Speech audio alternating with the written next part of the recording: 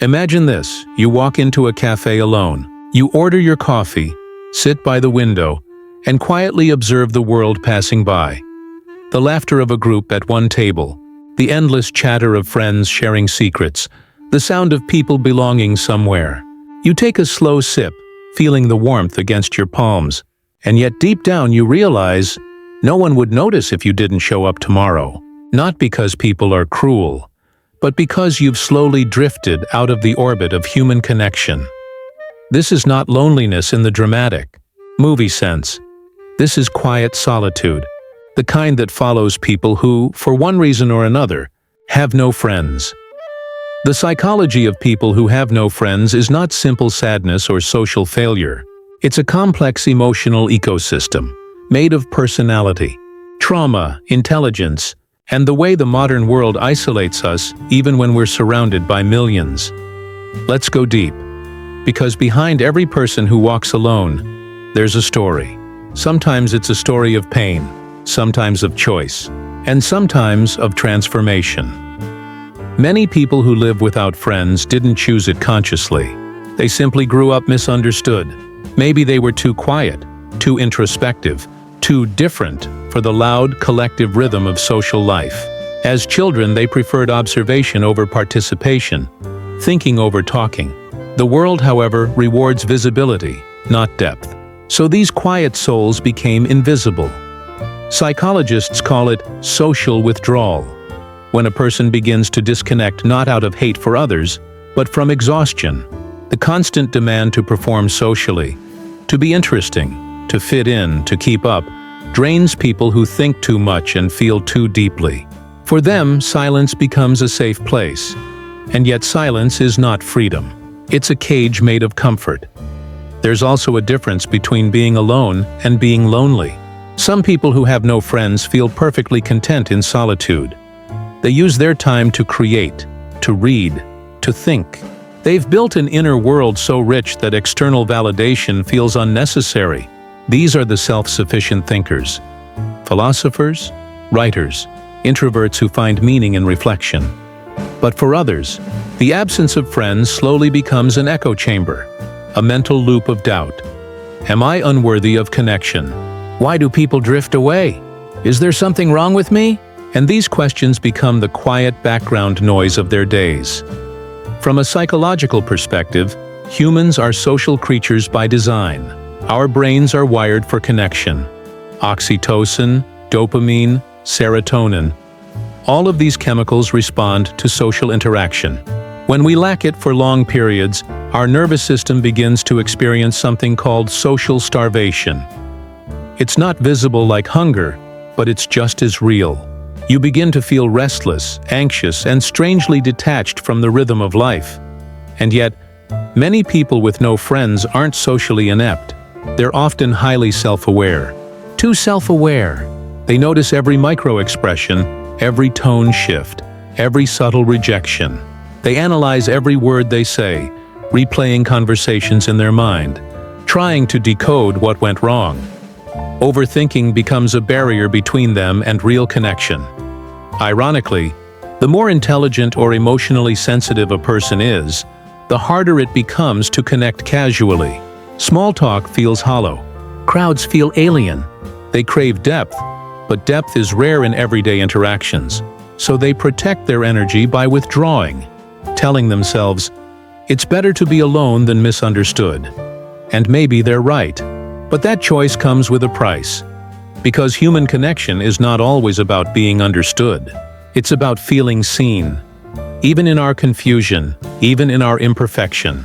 When someone has no friends for too long, their sense of self starts to erode quietly. We are reflected through others.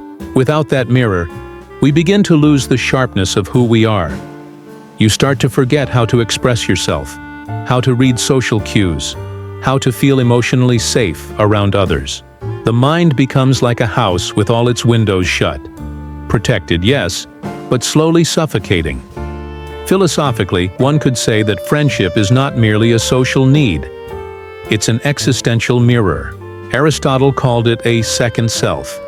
He said, "Without friends, no one would choose to live, though he had all other goods." Because friendship reflects the part of us we cannot see alone. It makes our joys real and our pain bearable.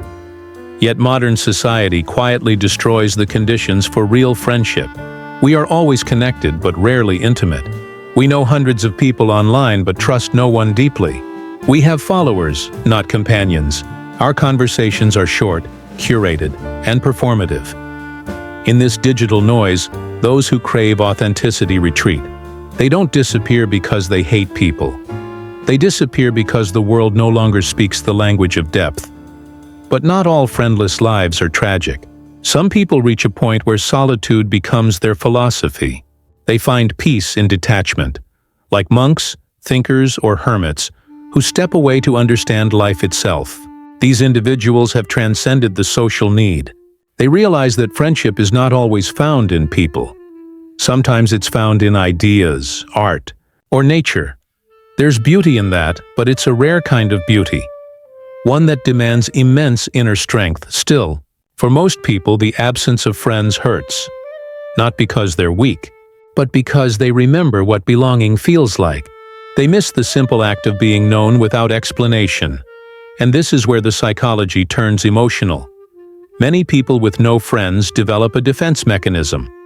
They tell themselves they prefer it this way, that they don't need anyone, that they're better off alone. But deep down, the child within them still waits for someone to see them without judgment, to listen without rushing to speak, to stay without a reason. If you look closely, people who have no friends often have faces that carry quiet stories. Their smiles are polite but distant. Their words are careful. They've learned not to expect too much. They've become masters of self-containment. They know how to fill their own silence, but sometimes that silence trembles. There's a subtle sadness in living unseen, a kind of ache that doesn't scream, it just lingers. However, here's the paradox. Some of the most profound minds in history lived friendless lives. Nietzsche, Kafka, Schopenhauer, all deeply introspective, often isolated, misunderstood. They carried thoughts too heavy for small talk, emotions too complex for casual friendships. For them, solitude wasn't punishment. It was the price of depth. But even they longed for understanding. Kafka once wrote, "I need solitude for my writing, not like a hermit. That wouldn't be enough. But like a dead man." That line alone captures the silent despair of those who live inside their own minds too long. So why do some people end up with no friends?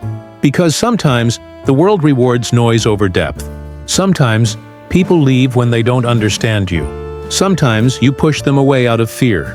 And sometimes you just grow, and they don't grow with you. There's no single reason, just a slow accumulation of moments when connection failed to hold. But maybe having no friends doesn't mean being broken. Maybe it just means you're walking a path that demands solitude for a while. Maybe it's the universe's way of helping you understand yourself before you understand others. Because when you spend enough time alone, you begin to see who you really are. Without social mirrors, without performance. You meet the raw, unfiltered self. The one who feels everything too much. The one who hides everything too well. And once you make peace with that self, you no longer crave friends out of emptiness. You choose them out of wholeness. That's the true psychology of those who have no friends. Not weakness, not arrogance, but a quiet evolution. But we must remember, even the strongest souls need a witness. Even the most independent hearts crave to be seen. Because no matter how wise or detached we become, the truth is, life is meant to be shared, even if just with one person who understands. So if you have no friends right now, don't see it as failure. See it as a chapter, one that teaches you to stand on your own before you stand beside someone else. Learn to befriend your own mind. Learn to sit in silence without fear. And one day, when connection returns, it won't be from need. It will be from authenticity, because genuine friendship isn't about filling loneliness. It's about sharing freedom. And maybe that's the paradox. When you finally learn to be alone without pain, that's when you become ready for connection that doesn't hurt. So tell me, Do you think people truly need friends to live meaningfully? Or can solitude itself become a kind of friendship with life? Let me know what you think in the comments below.